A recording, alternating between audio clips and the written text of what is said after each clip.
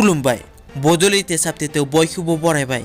गिबिनि साप्तेयाव दङ मुसलपुर उलुबारि गामिनि सनालि बसुमतारिया गोमानानै दं। बाक्सा जिल्ला मुसलपुर उथियाबारि पुलिस थानानि बेन्दोङाव थानाय उलुबारि गामिनि सनालि बसुमतारिया थांनाय 7 जानुवारि खालारनिफ्रायनो दासिमबो गोमानानै दं। फिसाय शाहरुख बसुमतारिया फोरमायनाय बादिब्ला थांनाय 7 जानुवारि खालार खालि सनालि बसुमतारिया न'निफ्राय ओंखारनानै बकपारा नारेंपुर गामि बिमा बिफानि न'आव थांनो होननानै ओंखारलांदोंमोन। नाथाय दासिमबो जेबो खौरां मोननाय जायाखैसै। जायनि थाखाय नखराव फिसाय आरो 4 बोसोर बैसोनि दुइसा रानि बसुमतारिया हालाय-हाफाय जानानै दं। बेनिखायनो सोरबाफोर बबेयावबा नुसनबायोब्ला 7630858119 नाम्बाराव कल खालामनानै फोरमायहरनो नखरनि सुबुङा खावलायदों। नैथियाव दङ बिटिआरनि गाहाय खुंगिरि प्रमद बर'आ नारें खमला फालांगिरिफोरनो अनसुंथाइ महरै साथा रानना होदों। क'क्राझार जिल्लानि 31 नं राजा लामा सेरनि कारिगावआव नारें खमला फालांगि खालामग्रा आइजोफोरनो गंफा-गंफायै साथा राननानै होदों।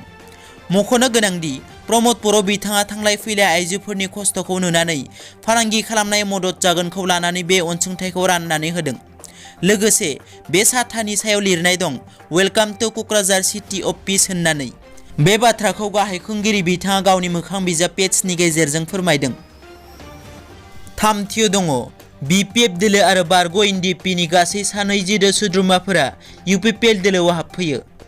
मैया बेंटल प्राइमारिनि हाबफैनाय हाबाफारि लानायाव बिटिआरनि एम रनजित बसुमतारिनि नुजाथिनायाव बिपिएफ दोलो आरो एनडिएफबिनि गासै 20 सोद्रोमाफोरा इउपिपिएल दोलोखौ मोजां मोननानै जयेन जाफैयो। बे हाबफैनाय हाबाफारियाव नुजाथिहैनानै बिटिआरनि एम रनजित बसुमतारिया खौरांगिरिनि सिगाङाव बुङोदि हाग्रा बिफानाव 142.11 कोटि रां जाख्ल'नायनि अजद ओंखारदों। जाख्ल'नायनि सायाव थाबैनो नायबिजिरनानै जाख्ल'ग्राफोरखौ साजा होनाय जागोन, लोगोसेनो लायबिलिटि खामानिखौबो मावगोन। ब्रैथियाव दङ बाक्सा जिल्लायाव माइक्र' फाइनान्स कम्पानिनि बेरेखा ओंखारबोदों 100निबो बारा आइजोफोरा। आसाम सरकारनि रांखान्थि मन्थ्रि डक्टर हिमन्त बिश्व शर्माया माइक्र' फाइनान्स कम्पानिनि दाहारखौ रेहाय होगोन होननानै साननैसो सिगां मोनसे मेलनि गेजेरजों फोसावनायनि उनाव आइजोफोरा रंजाखांदोंमोन।